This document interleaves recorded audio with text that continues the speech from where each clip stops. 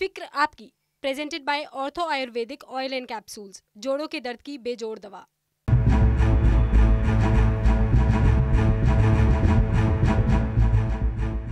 नमस्कार, कैसे हैं आप? फिक्र आपकी में एक बार फिर से आपका स्वागत है। मैं हूं आपके साथ निशान चतुर्वेदी।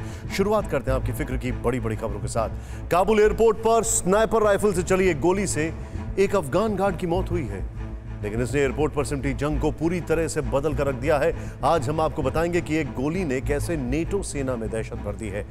दहशत इतनी कि अब रेफ्यूजी और आतंकवादी में फर्क करना मुश्किल हो गया।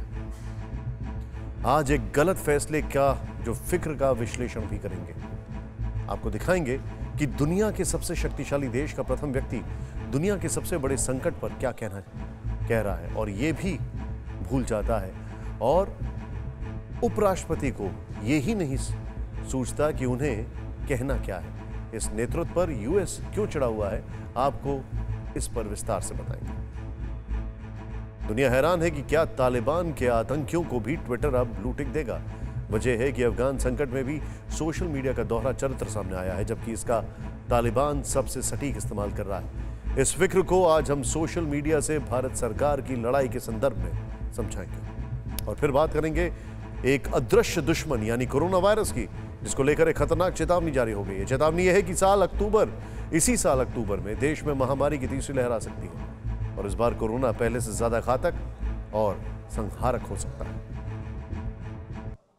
सबसे पहले फिक्र पड़ोसी मुल्क की, अफगानिस्तान की, जहां पिछले 9 दिनों से तालिबान का संपूर्ण कब्जा है, समावेशी सरकार बनाने का दावा है। इस बीच आज तालिबान ने मुल्क चलाने वाले 12 सदस्यों वाली एक काउंसिल का गठन किया, और इनमें 7 नामों का ऐलान कर दिया गया है। बताया जाता है कि अभी 5 नाम तय होने बाकी, लेकिन काउंसिल में जो 7 नाम सामने आए हैं वो हैं, जरा ध्यान से देखें, तालिबान के सह संस्थापक और वर्तमान में संगठन का सबसे बड़ा नेता अब्दुल गनी बरादर, तालिबान के संस्थापक के बेटे मुल्ला याकूब, आतंकी समूह हक्कानी नेटवर्क के खलीलुर रहमान हक्कानी, अफगानिस्तान के पूर्व राष्ट्रपति हामिद करजई, अफगानिस्तान के पूर्व प्रधानमंत्री डॉक्टर अब्दुल्ला अब्दुल्ला, इनके अलावा तालिबानी नेता हनीफ अतमार और गुलबुद्दीन हिकमतयार के भी नाम काउंसिल में शामिल हैं। इसके अलावा तालिबान ने अपनी अंतरिम सरकार के लिए मंत्रियों के नाम का भी ऐलान कर दिया है। घुटना, कंधा या कमर, चाहे जैसा हो दर्द, डॉक्टर ऑर्थो आपको देता है दर्द से पूरी आजादी, एक भरपूर जिंदगी। ये कोई टेम्परेरी पेन किलर नहीं, आयुर्वेदिक औषधि है। यहाँ गौर करने वाली बात यह है कि किसी समय तालिबान के कट्टर विरोधी रहे गुल आगा शेरजई को वित्त मंत्री नियुक्त किया गया है। शेरजई पहले कंधार और फिर नंगरहार के गवर्नर रहे हैं। तालिबान के खिलाफ लड़ाई में वे CIA के प्रमुख सहयोगी थे। गुल आगा शेरजई को तालिबान का कसाई भी कहा जाता है, लेकिन कुछ दिन पहले इन्होंने तालिबान की निष्ठा की कसमें खाई, जिसके बाद इन्हें तालिबान में अहम पोजीशन मिली है। गुल आगा शेरजई के अलावा सद्र इब्राहिम को अंतरिम गृह मंत्री बनाया गया है। मुल्ला सखाउल्ला को कार्यवाहक शिक्षा मंत्री और अब्दुल बारी को उच्च शिक्षा मंत्री बनाया गया है। वहीं मुल्ला शरीन को काबुल का गवर्नर, मौलवी मोहम्मद नबी उमरी को खोस्त प्रांत का गवर्नर और हमदुल्ला नुमानी को काबुल का मेयर बनाया गया। कुल मिलाकर अफगानिस्तान में तालिबान के शासन की कवायद तेज हो गई है। दूसरी ओर पंजशीर के आसपास तालिबान और विद्रोही गुट के बीच भीषण लड़ाई चल रही है।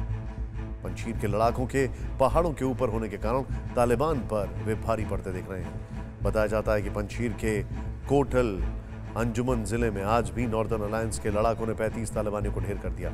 अभी भी दोनों ओर से फायरिंग जारी है। इस बीच आपको बताना चाहेंगे, तालिबान भी लगातार पंजशीर की घाटी में अपने लड़ाकों और आर्टिलरी को बढ़ाता जा रहा है। वहां तालिबानी लड़ाके भी जमकर फायरिंग और रॉकेट लॉन्चर दागते दिख रहे हैं। आज तालिबान सूत्रों ने दावा किया है कि पंजशीर की कई अहम चौकियों पर तालिबान पहुंच गए हैं। यह भी दावा किया जा रहा है कि पंजशीर की मोबाइल कनेक्टिविटी काट दी गई है। कुछ रिपोर्ट्स यहां तक दावा कर रही हैं कि पंजशीर के नेता अहमद मसूद तालिबान के सामने सरेंडर कर सकते हैं, क्योंकि पंजशीर के चारों तरफ तालिबान का कब्जा हो चुका है। हालांकि नॉर्दर्न अलायंस के लीडर अहमद मसूद ने इसका खंडन किया है आज भी उन्होंने पंजशीर में स्थानीय निवासियों को संबोधित किया और कहा कि जान दे देंगे लेकिन पंजशीर की जमीन नहीं देंगे। मतलब अभी पंजशीर में तालिबान की दाल गलती नहीं दिख रही है। इस बीच प्रधानमंत्री नरेंद्र मोदी ने अफगानिस्तान की ताजा स्थिति पर रूस के राष्ट्रपति व्लादिमीर पुतिन से फोन पर चर्चा की और G7 की मीटिंग के बाद अमेरिका के राष्ट्रपति जो बाइडेन मीडिया से बात करेंगे। बताया जाता है कि वो अफगानिस्तान में रेस्क्यू को लेकर कुछ बड़ी बात कह सकते हैं, क्योंकि अभी काबुल एयरपोर्ट से लगभग हर घंटे अमेरिकी प्लेन उड़ान भर रहे हैं और अमेरिकी और अफगानी लोगों को वहां से निकाला जा रहा है। इस बीच तालिबान ने अफगानियों के काबुल एयरपोर्ट पर जाने पर रोक लगा दी। बहरहाल अब हम आपको काबुल एयरपोर्ट की एक तस्वीर दिखाते हैं जो दिल को दहला देती है। देखिए, एयरपोर्ट पर अफगानी तालिबानियों से इस कदर दहशत में हैं कि वो हवाई अड्डे के बाहर गंदे पानी के नाले में खड़े होकर विदेशी सैनिकों से मदद मांग रहे हैं। कुल मिलाकर काबुल एयरपोर्ट पर हालात बहुत बुरे हैं। चारों तरफ कूड़े का अंबार है और 80,000 से ज्यादा लोगों की भीड़ है और इसी भीड़ को लेकर अब दुनिया में बड़ी फिक्र जताई जा रही है। फिक्र यह है कि क्या अफगान संकट के बीच रेफ्यूजी की भेष में आतंकी पूरी दुनिया में फैल रहे हैं। काबुल एयरपोर्ट से ये तस्वीरें लगातार आ रही हैं। रुक रुक कर अंधाधुंध फायरिंग हो रही है। भीड़ के बीच मच रही है ये अराजकता। लेकिन इस अराजकता के बीच ही सोमवार को कुछ ऐसा हुआ जिससे नाटो देशों की सांस अटक। एयरपोर्ट के उत्तरी गेट पर सोमवार को सुबह के 4:13 हुए थे जब कहीं से गोली चली और वो सीधे अफगानी गार्ड को आकर लगी।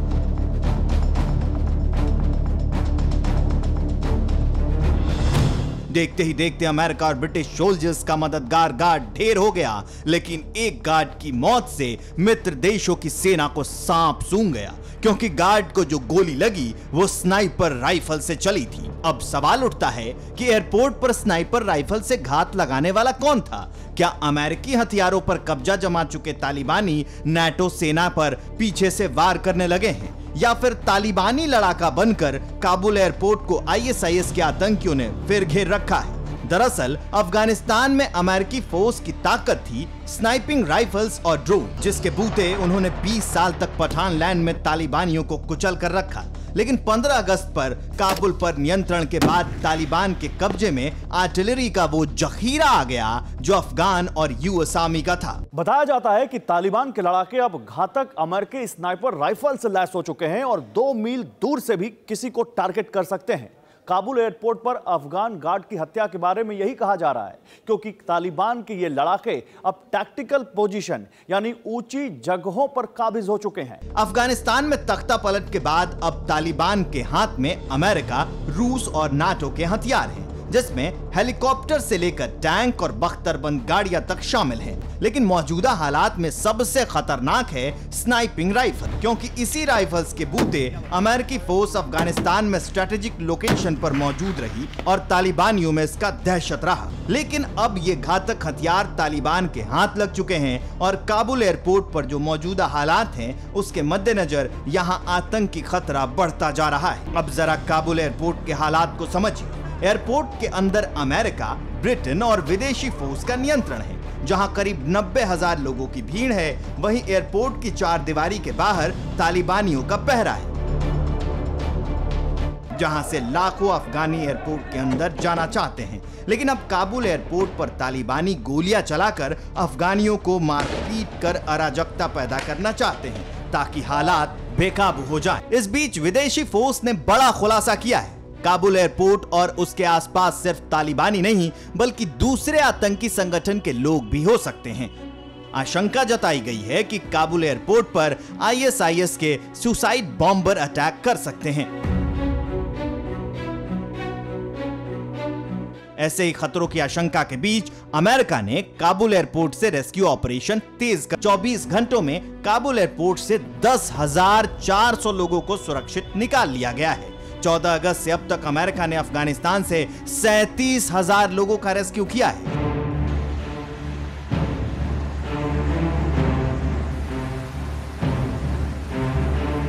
आतंकी हमलों के खतरे के बीच अमेरिका और फ्रांस जैसे देशों को मिसाइल के हमले का डर भी सता रहा है। इसलिए इनके विमान काबुल एयरपोर्ट से फ्लेयर्स यानी आग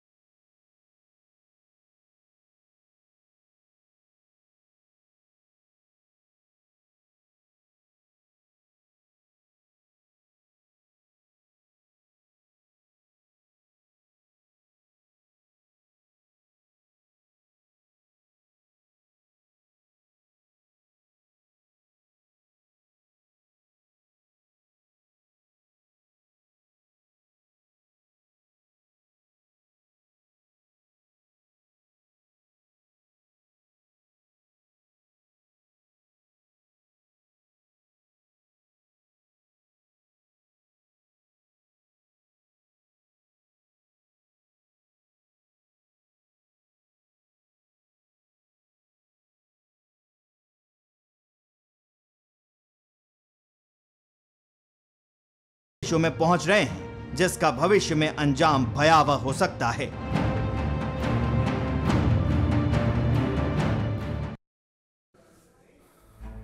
कुल मिलाकर अगर बात की जाए तो हालात जो हैं वो वाकई में वहां पर बहुत चिंताजनक है। लेकिन इस बीच आपके सामने अफगानिस्तान में लौटते तालिबान राज और आतंकियों की बढ़ती ताकत के बीच पूरी दुनिया की फिक्र बढ़ती जा रही है। बीते दिनों ब्रिटेन के रक्षा मंत्री ने कहा कि अफगानिस्तान आतंकियों की भूमि बनकर रह जाएगा। इतना ही नहीं, 19 अगस्त को संयुक्त राष्ट्र सुरक्षा परिषद यानी यूएन सिक्योरिटी काउंसिल की इमरजेंसी मीटिंग में विदेश मंत्री एस जयशंकर ने इस्लामिक आतंकी संगठन आईएसआईएस और आईएसआईएल खोरासान को लेकर जो चिंताएं दुनिया के सामने रखी, उसे कल अमेरिका के राष्ट्रपति जो बाइडेन ने भी स्वीकार किया। बहरहाल आपको बता दें कि अफगानिस्तान में इस समय ऐसे कई आतंकी संगठन हैं जिन्हें अब तालिबान के आने के बाद ताकत मिल सकती है। इन संगठनों के नाम क्या हैं, जरा ध्यान से देखें। Al Qaeda core, Al Qaeda in Indian subcontinent यानी AQIS, Islamic State Khorasan Province यानी ISKP, हक्कानी नेटवर्क, तहरीके तालिबान पाकिस्तान यानी TTP, Eastern Turkestan Islamic Movement यानी ETIM और इस्लामिक मूवमेंट ऑफ उज्बेकिस्तान। इन संगठनों से तालिबान के रिश्ते बहुत अच्छे हैं, इसीलिए माना जाता है कि अब इन सभी संगठनों को मजबूती मिल सकती है और इनकी मदद से तालिबान भी और मजबूत हो सकता है। अफगानिस्तान में तालिबान के कब्जे के बाद से यहां आतंकी संगठन अलकायदा भी दोबारा जिंदा हो चुका है। यूएन सिक्योरिटी काउंसिल की समिति की एक रिपोर्ट के मुताबिक अफगानिस्तान के 15 प्रांतों में आतंकी संगठन अलकायदा ऑपरेशनल है। वहां यूएन के महासचिव एंटोनियो गुटेरेस ने अफगानिस्तान पर तालिबान के नियंत्रण के बाद पूरे अफ्रीका में आईएसआईएस के खतरनाक विस्तार की चेतावनी दी है। इस बीच अलकायदा की यमन शाखा ने अफगानिस्तान पर जीत पर तालिबान को बधाई दी और अपना सैन्य अभियान जारी रखने की कसमें खाई। घुटना, कंधा या कमर, चाहे जैसा हो दर्द, डॉक्टर ऑर्थो आपको देता है दर्द से पूरी आजादी, एक भरपूर जिंदगी। ये कोई टेम्परेरी पेन किलर नहीं, आयुर्वेदिक औषधि है। आपको बता दें कि वर्ष 1996 से 2001 तक तालिबान ने अपने राज में अलकायदा के लीडर उसामा बिन लादेन को पनाह दी और एक बार फिर तालिबान राज में अलकायदा ताकतवर हो रहा है, आईएसआईएस मजबूत हो रहा है। बहरहाल अब हम आपको पाक अधिकृत कश्मीर का एक वीडियो दिखाते हैं जो तालिबान के मित्र पाकिस्तान की पोल खोलता है। अफगानिस्तान में तालिबान की जीत के बाद पीओके में खूंखार आतंकवादी संगठन जश्न में डूबे हुए हैं। प्रतिबंधित आतंकी संगठन लश्कर ए तैयबा और जैश ए मोहम्मद के आतंकी अफगानिस्तान से लौटने के बाद पीओके में रैलियां कर रहे हैं। बताया जाता है कि पाकिस्तान या आतंकी अफगानिस्तान सरकार के खिलाफ जंग में तालिबान के साथ देने गए थे और अब वहां से लौटने के बाद पाक अधिकृत कश्मीर में ये एक दूसरे को बधाई दे रहे हैं, हवा में फायरिंग कर रहे हैं। मतलब ये वीडियो भी बता रहा है कि अफगानिस्तान में तालिबान की वापसी से पाकिस्तान के आतंकियों को भी टॉनिक मिला है, जो भारत समेत कई मुल्कों के लिए सिरदर्द बनता जा रहा है। अमेरिका के गलत फैसले की फिक्र पूरी दुनिया को है। आज इस फिक्र का भी विश्लेषण करेंगे, लेकिन फैसले को समझने के लिए इतिहास के कुछ पन्ने पलटने होंगे, क्योंकि आज प्रेसिडेंट जो बाइडेन ने जिस तरह अफगानिस्तान और नेटो के देशों को अधर में छोड़ दिया, उससे सुपर पावर की पूरी दुनिया में खिल्ली उड़ाई जा रही है। अमेरिका की विदेश नीति पर सवाल उठ रहे हैं, लेकिन आप जानकर चौंकेंगे कि अमेरिका की विदेश नीति उसकी आजादी के बाद से ही कुछ इसी तरह की रही है। 1776 में अमेरिका एक आजाद मुल्क बना। 1783 में तक दुनिया के सभी देशों ने अमेरिका को मान्यता दे दी और अमेरिका विश्व के दूसरे देशों के परिवार का एक सदस्य बन गया। जॉर्ज वॉशिंगटन अमेरिका के पहले राष्ट्रपति बने और राष्ट्रपति बनते ही उन्होंने अमेरिका की विदेश नीति स्पष्ट की। उन्होंने कहा कि हम दुनिया के साथ व्यापारिक संबंध तो रखें, पर जहां तक संभव हो उनके साथ राजनीतिक संबंध ना रखा जाए। इस नीति को अमेरिका की आइसोलेशन की नीति कहा जाता है। जो बाइडेन ने अफगानिस्तान में जिस तरह से नेटो की सेना को अलग थलग छोड़ दिया है, आम अफगानियों को तड़पते बिलखते छोड़ दिया है, ऐसा लग रहा है कि प्रेसिडेंट बाइडेन आंख बंद करके अमेरिका की 350 साल पुरानी विदेश नीति को ही आगे बढ़ा रहे हैं और बंद आंखों से ही जो स्लीपी जॉय को एंजॉय कर रहे हैं। बोलते बोलते भूल जाते हैं उन्हें क्या कहना है। यही हाल वाइस प्रेसिडेंट कमला हैरिस का भी है। हालात ये हैं कि अमेरिका अब दुनिया के निशाने पर है और अफगान नीति को लेकर उस पर चौतरफा हमले हो रहे हैं।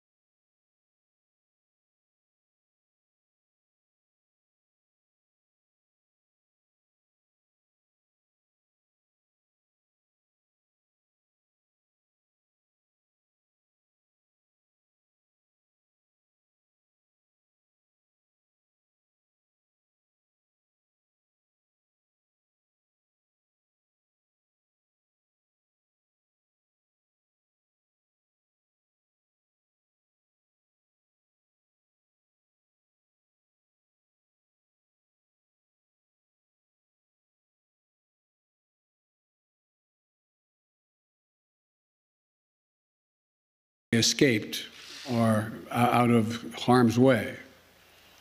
We went for two reasons. One, to bring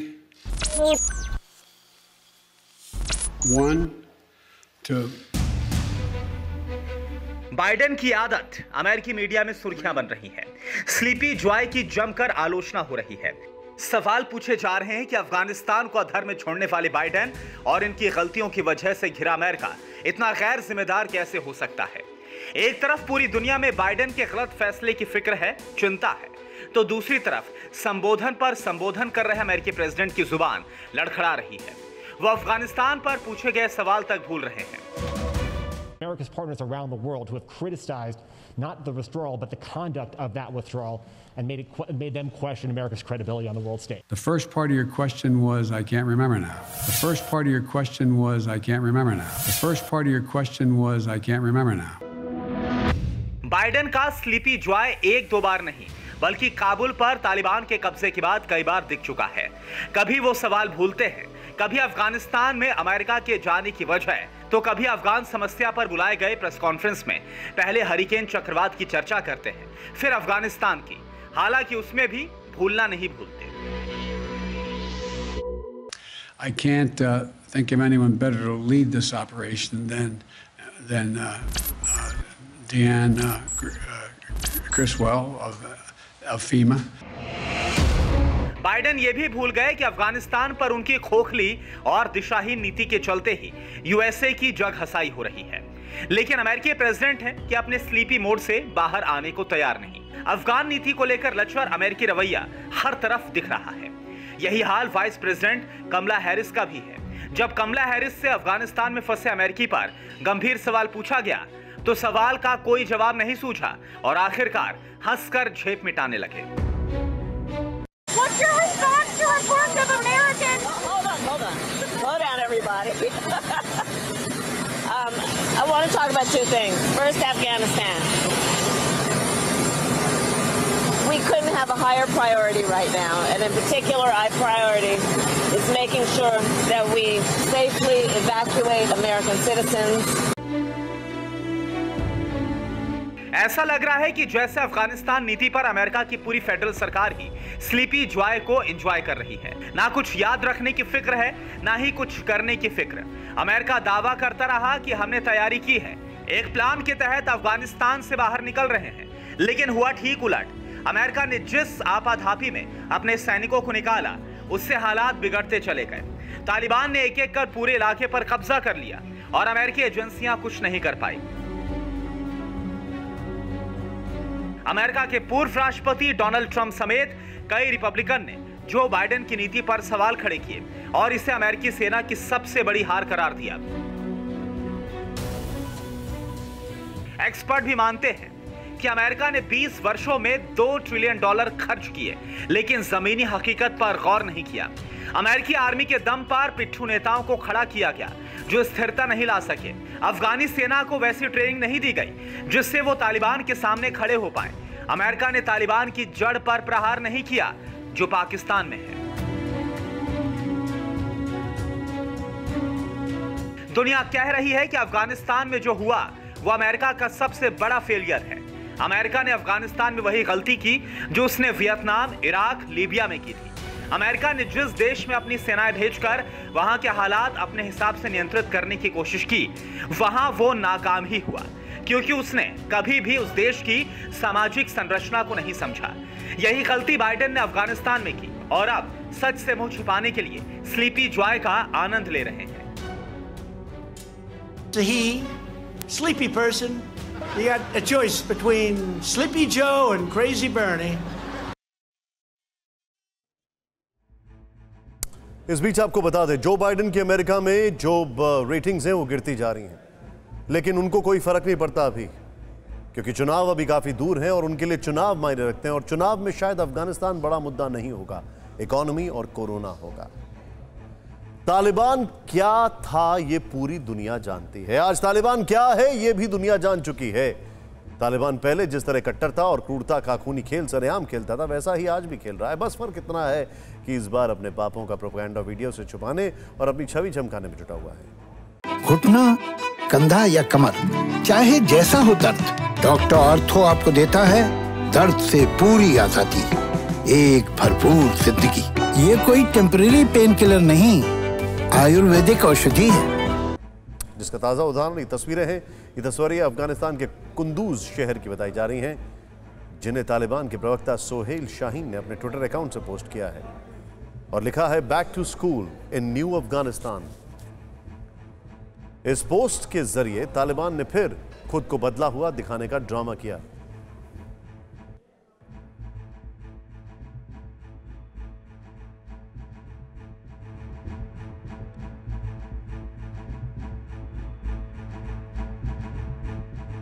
दुनिया को बरगलाने और यह बताने की कोशिश हुई कि यह तालिबान 20 साल पुराना वाला तालिबान नहीं है, लेकिन हकीकत यह है कि तालिबान जैसा था वैसा ही है और आगे भी शायद वैसा ही रहेगा। हाँ, ये बात अलग है कि इस बार उसने अपनी जखीरे में एक नया हथियार जोड़ लिया है और वो है सोशल मीडिया। ये वही तालिबान है जिसने 2001 में इंटरनेट पर पाबंदी लगाई थी, लेकिन 20 साल बाद वही तालिबान इंटरनेट को हथियार की तरह इस्तेमाल कर रहा है। सोशल मीडिया को पूरी प्लानिंग के साथ इस्तेमाल किया जा रहा है। अपनी सत्ता को मान्यता दिलाने के लिए दुनिया को ये यकीन दिलाने की कोशिश कर रहा है कि वक्त बदल चुका है और वो भी बदल चुका है।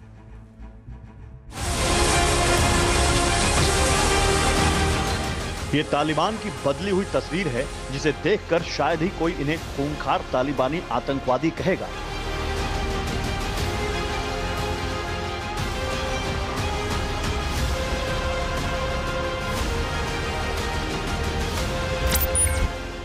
लेकिन हकीकत यह है कि तस्वीरें तालिबान के चरित्र में बदलाव की गवाह नहीं है, बल्कि चालाक तालिबान की सोशल मीडिया वाली चालबाजी का सबूत है।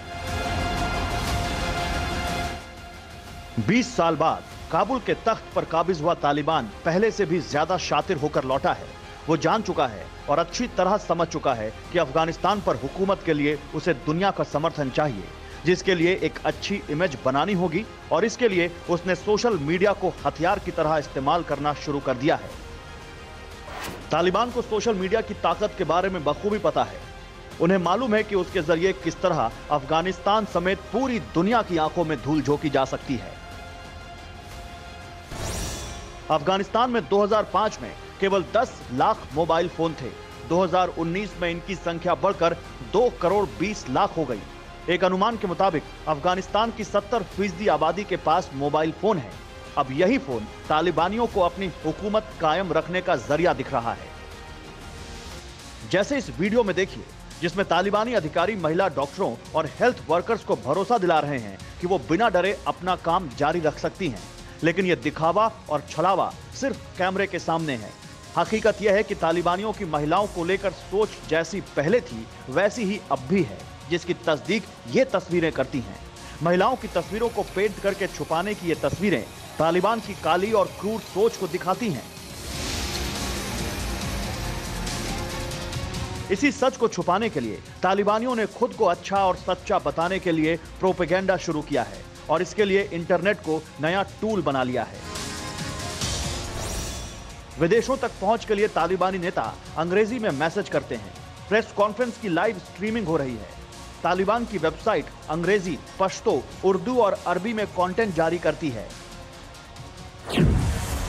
इमेज चमकाने के लिए स्मार्टफोन तालिबानियों का सबसे बड़ा हथियार है, जिसके जरिए तालिबान के प्रोपेगेंडा वीडियो, ऑडियो और मैसेज पलक झपकते ही अफगानिस्तान से लेकर दुनिया के कोने कोने तक पहुंच जाते हैं। इसके लिए बाकायदा सोशल मीडिया पर तालिबान की सेना है, जिसे तालिबान से जुड़े ये 3 बड़े किरदार कंट्रोल करते हैं, ऑपरेट करते हैं। Suhail Shaheen, member of negotiation team and political office, spokesman for international media English. इनके ट्विटर पर 3,97,000 से ज्यादा फॉलोअर्स हैं। Zabihullah Mujahid, official Twitter account of the spokesman of Islamic Emirate of Afghanistan, 3,53,000 से ज्यादा followers. Doctor M Naeem, spokesman of the political office of the Islamic Emirate of Afghanistan, 2,36,000 से ज्यादा followers. विडंबना यह है कि सोशल मीडिया मैनेजर भूल चुके हैं कि तालिबान एक आतंकी संगठन है, जिसके वीडियो, ऑडियो और टेक्स्ट मैसेज लगातार ट्वीट हो रहे हैं। जबकि इसी ट्विटर ने अभद्र भाषा और हिंसा का हवाला देते हुए 6 जनवरी को अमेरिका में हुए दंगों को लेकर अमेरिका के राष्ट्रपति रहे डोनाल्ड ट्रंप तक का अकाउंट बंद कर दिया था। इस विडंबना को देखकर पूरा अमेरिका हैरान है। बहुत से अमेरिकी ट्विटर पर सवालों की बौछार कर रहे हैं, अपना गुस्सा जाहिर कर रहे हैं और सवाल पूछ रहे हैं कि यह सोशल मीडिया की कौन सी दुनिया है जिसमें एक ही प्लेटफॉर्म पर अमेरिका के राष्ट्रपति और तालिबान दोनों हैं। जिस प्लेटफॉर्म पर पूर्व अमेरिकी राष्ट्रपति डोनाल्ड ट्रंप का ट्वीट ब्लॉक हो जाता है, उसी प्लेटफॉर्म पर तालिबानी प्रोपेगेंडा से किसी को फर्क नहीं पड़ता। क्या अब ट्विटर पर ब्लू टिक वाले तालिबानी भी मिलेंगे?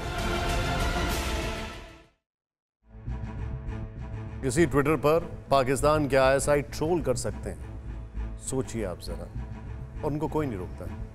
खैर, अब हम वो खबर बताने जा रहे हैं तो तालिबान की सच्चाई है और सोशल मीडिया पर जिसकी चर्चा नहीं हो रही है।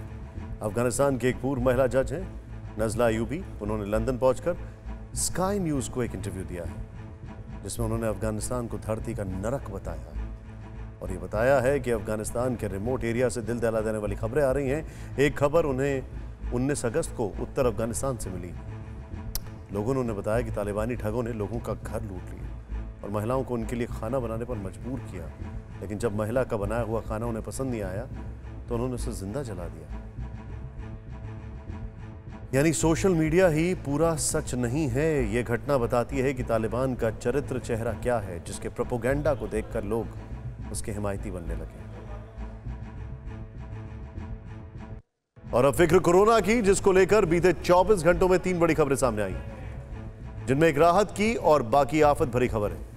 राहत की खबर यह रही है कि देश में लगातार दूसरे दिन 30,000 से कम नए केस रिपोर्ट किए गए, लेकिन राहत भरे आंकड़ों के बीच फिक्र बढ़ाने वाली खबर भी आई है और उनमें से एक ये है कि अक्टूबर में तीसरी लहर आने की चेतावनी जारी कर दी गई और इसके अलावा कोरोना के एक नए वेरिएंट यानी नए रूप के सामने आने की भी आशंका जताई गई है। कोविड-22 नाम के सुपर वेरिएंट की आशंका स्विट्जरलैंड की ETH ज्यूरिख यूनिवर्सिटी के वैज्ञानिक साई रेड्डी ने जताई। उनके मुताबिक कोविड-22 डेल्टा वेरिएंट से भी ज्यादा घातक साबित होगा। मतलब आने वाले समय में ये डेल्टा से भी ज्यादा तेजी से लोगों को अपना शिकार बनाएगा।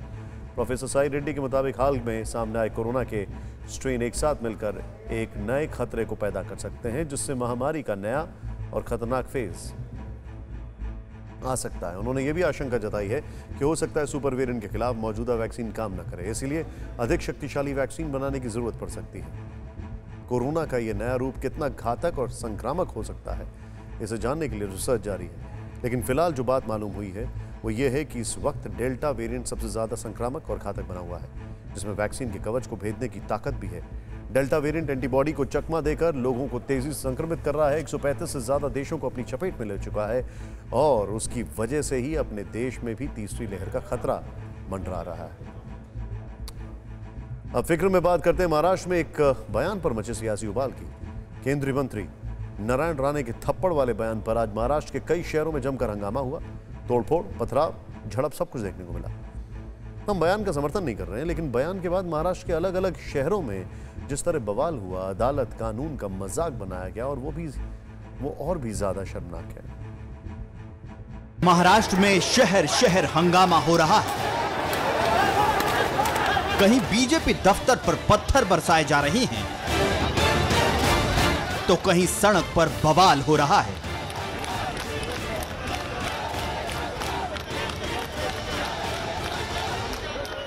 पथराव, हंगामा, ये महाराष्ट्र की फ्री स्टाइल राजनीति का रंग है।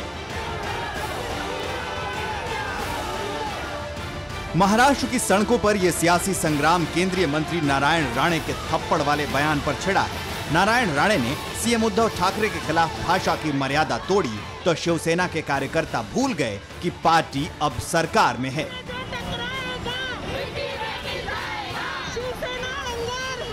मुंबई से लेकर नासिक तक और अमरावती से लेकर रत्नागिरी तक शिव सैनिकों ने जमकर हंगामा किया और सीएम उद्धव ठाकरे इस हंगामे को देखते रहे। उन्हें शायद ख्याल नहीं रहा कि सूबे के कानून व्यवस्था की जिम्मेदारी अब उनकी है। वो गलत भाषा कर दी है, इसके वजह से हम लोग निषेध कर रहे हैं। उनको बड़ी से बड़ी शिक्षा होनी चाहिए। जो हमारे मुख्यमंत्री है उद्धव जी साहब ठाकरे, उनके अगेंस्ट जो बोला है उसके बारे में उनको सजा होनी ही चाहिए। दरअसल केंद्रीय मंत्री नारायण राणे ने कल कहा था कि ये शर्मनाक है कि मुख्यमंत्री को ये नहीं पता कि हमें आजाद हुए कितने साल हो गए। अपने भाषण के दौरान उन्होंने पीछे मुड़कर अपने सहयोगी से पूछा था, अगर मैं वहां होता तो उन्हें जोरदार थप्पड़ मारता। राणे और उद्धव की राजनीतिक अदावत पुरानी है। इस अदावत में नारायण राणे ये भूल गए कि अब वो केंद्रीय मंत्री हैं और उद्धव सीएम। नारायण राणे ने भाषा की मर्यादा तोड़ी तो शिवसेना के कार्यकर्ताओं ने कानून की धज्जियां उड़ाई। उद्धव के अपमान की आड़ में शिवसेना ने अपनी ठोको छाप पुरानी राजनीति फिर महाराष्ट्र में सड़कों पर दिखाई। शिव सैनिकों के हंगामे के आगे पुलिस नतमस्तक दिखी। अपने प्रमुख को खुश करने के लिए शिव सैनिकों ने बीजेपी दफ्तर पर पत्थर फेंके। बीजेपी सवाल उठा रही है कि आखिर सूबे में ये कैसी सरकार है जिसे लोकतंत्र का ख्याल भी नहीं। एक वक्तव्य के कारण आप एक नेता को, एक सर्वमान्य नेता को इस प्रकार से गिरफ्तार कर लेंगे, उनके साथ इस प्रकार का व्यवहार करेंगे, बहुत दुख का विषय है। और मुझे लगता है आज लोकतंत्र महाराष्ट्र में शर्मसार हुई है। कभी शिवसेना के फायर ब्रांड नेता रहे नारायण राणे ने जब से शिवसेना छोड़ी, उद्धव ठाकरे से उनका 36 का रिश्ता रहता है।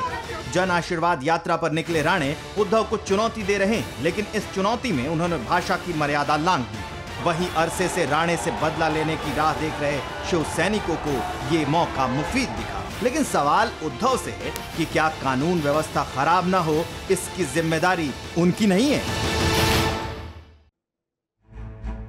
और अब फटाफट खबरें। केरल में कोरोना संक्रमण के मामले में भारी तेजी। 24 घंटे में आए 24,000 से ज्यादा नए केस। पॉजिटिविटी रेट 18% के पार। राज्य में संक्रमण के बिगड़ते हालात को देखते हुए केंद्रीय मंत्री ने किया था दौरा। केंद्र सरकार की एसेट मोनेटाइजेशन पाइपलाइन प्रोजेक्ट पर राहुल गांधी ने साधा निशाना। कहा पीएम ने सब कुछ भेज दिया। 2-3 उद्योगपतियों के लिए सरकार कर रही है काम। यूपीए के फैसलों की याद दिलाते हुए केंद्रीय मंत्री स्मृति ईरानी ने किया पलटवार। तब क्या माताजी बेच रही थी देश। 28 लाख कर्मचारियों और पेंशन पाने वालों को यूपी की योगी सरकार की ने दी सौगात। बढ़ी दर के साथ महंगाई भत्ता देने को मंजूरी। 11% की बड़ी दर से मिलेगा महंगाई भत्ता। श्रीनगर में पूर्व मुख्यमंत्री फारूक अब्दुल्ला के घर हुई गुपकार। गठबंधन के नेताओं की बैठक। महबूबा मुफ्ती समेत कई नेता हुए शामिल। सभी ने एक सुर में अनुच्छेद 370 और 35A की बहाली की मांग की। जम्मू कश्मीर के 24 घंटे के अंदर 5 दहशतगर्द ढेर। सोपोर में एनकाउंटर में मारे गए 3 आतंकियों से मिला भारी मात्रा में गोला बारूद। इस साल अब तक 107 आतंकियों का हो चुका है खात्मा। दिल्ली में सुप्रीम कोर्ट के बाहर आत्मदाह करने वाली युवती ने भी तोड़ा दम। 16 अगस्त को एक युवक के साथ लगाई थी आग। 21 अगस्त को युवक ने तोड़ा था दम। सांसद अतुल राय पर लगाया था रेप का इल्जाम।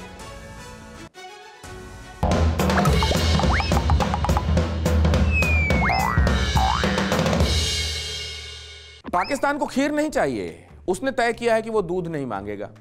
हमने भी तय किया है कि नाग पंचमी को ओरिजिनल वालों को ही पिलाएंगे, अहरे गहरे को नहीं, आस्तीन वालों को बिल्कुल नहीं। इमरान के एक सांसद नीलम इरशाद का कहना है कि अब तालिबान हमको कश्मीर गिफ्ट में देगा।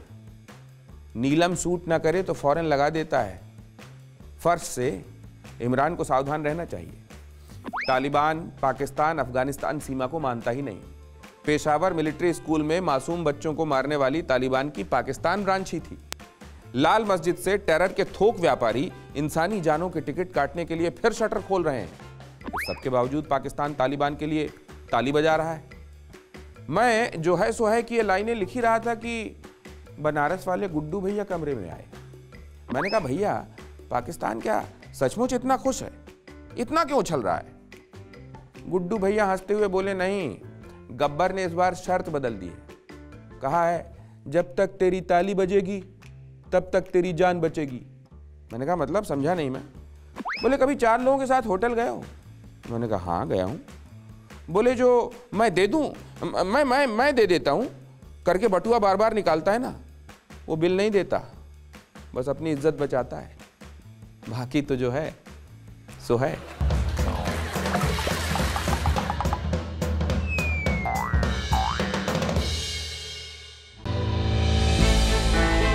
हमने की गलती फिर एक बार, कोरोना ने किया दोबारा प्रहार। मास्क, 2 गज दूरी, करें अपनी सुरक्षा पूरी। कोरोना टीका हम सबको लगाना है, मिलकर साथ समझदारी से कोरोना को हराना है।